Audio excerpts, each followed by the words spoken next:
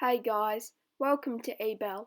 Today we will be asking the question, what if Jayson Tatum was drafted first overall in the 2017 NBA draft to team up with Joel Embiid and Ben Simmons in Philly? I will be simulating this in NBA 2K20 with the 2017 to 2018 roster. Even though Markelle Fultz was on the board, I still think that the Lakers would have gone with Lonzo, so Fultz will be on the Celtics. Jayson Tatum, Joel Embiid, and Ben Simmons are three of the league's best young stars, so it will be very exciting to see how they go paired up together. What do you think will happen? Tell me in the comments below. All season, the big three have been plagued by injuries, but Ben Simmons has been hit the hardest with a ruptured right Achilles and is out for the rest of the season.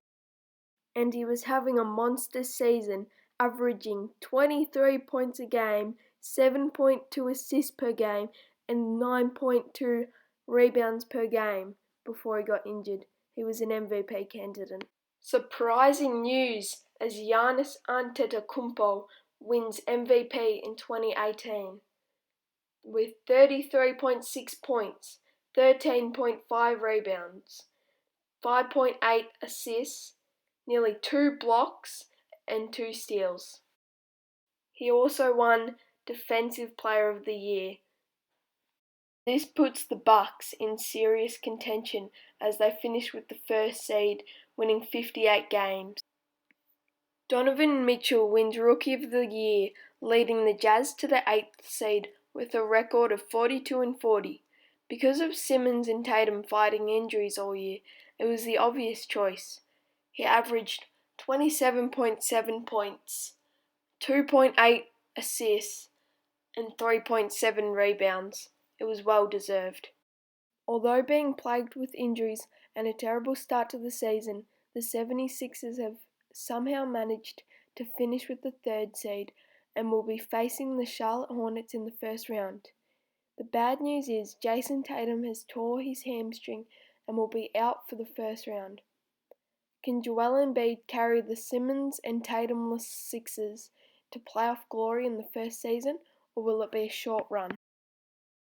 Jayson Tatum's stats for the first season: he averaged 17.4 points per game, 1.4 assists per game, and 5.1 rebounds per game. In the first game against the Hornets, the 76ers won by a whopping 27 points. After it being so close all game long, the Sixers pulled away. JJ Redick was the surprise superstar as he scored 38 points with 7 assists. Embiid put up a terrible 6 points, but made up for it in rebounds. He had 17. Sixers take the 1-0 lead. Will they be able to close out the series, or will there be an upset?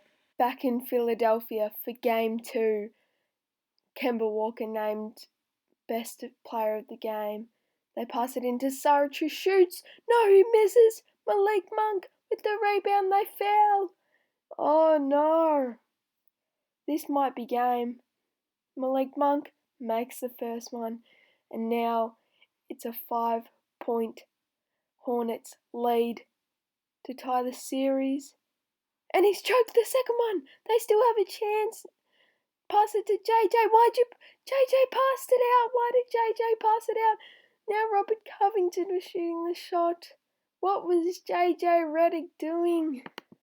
Although the 76ers lost, Joel Embiid was definitely the best player for them, scoring 24 points, 11 rebounds, and 1 assist on 9 of 15 shooting. Let's see if they can redeem themselves. I actually forgot to film Game 3, but the Sixers lost by 5. Joel Embiid scored 22 points, 9 rebounds, 2 assists, and 3 blocks off 8 of 18 shooting. Although still sore, Jayson Tatum decided to return to basketball as he scored 15 points with 5 rebounds, 1 assist, and 1 steal from 6 of 10 from the field. I forgot to film game 4 as well, but the scores were 106 to 120. High scoring game, but the Hornets blew out the 76ers, and now they have a 3-1 lead. It's looking hard. Can the 76ers do the unbelievable without Simmons?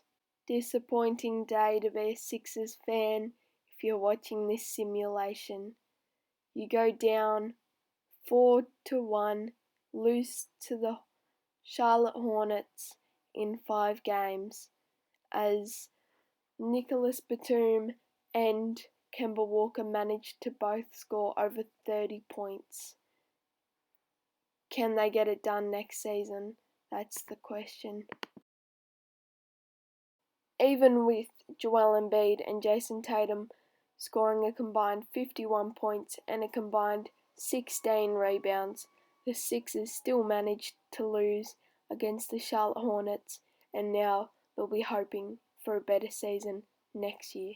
And in a surprising twist, the Charlotte Hornets managed to make it to the Eastern Conference Finals, where they lost in 6 games to the eventual champions Toronto Raptors. Congratulations, Raptors, with DeMar DeRozan. Kyle Lowry won Finals MVP.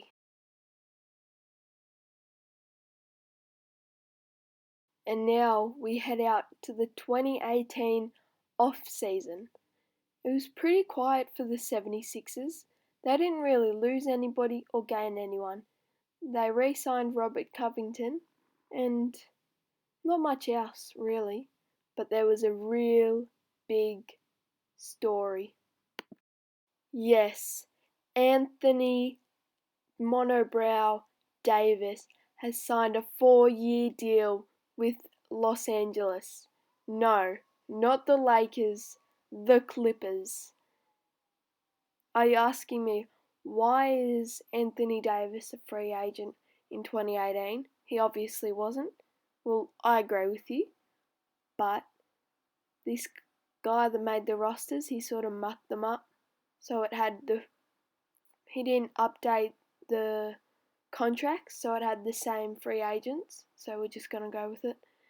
Yeah, Anthony Davis on the Clippers to join Blake Griffin, I guess.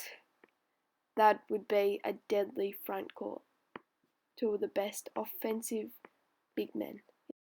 And yes, the Atlanta Hawks landed the number 1 pick. They went on to draft Luka Doncic. The second pick went to the Suns, and they messed it up again. They did not pick Trey, they picked DeAndre Ayton. The Nets then picked Marvin Bagley. Yes. The Bulls went on to pick Mohamed Bamba. The 5th pick from the Heat was Trae Young. So the Suns, Nets and Bulls missed out on a future legend. Hey guys, Abel here. Hope you enjoyed the video. I'd just like to say thank you if you're up to this part. I know this was a really long video, much longer than I expected. It did take a bit of time, but I'm preparing to make a part 2, but that is only if you guys want it. Comment below if you'd want it. I'm not sure. If you don't like this series, then I won't do it. But if you're enjoying it, then make sure to let me know.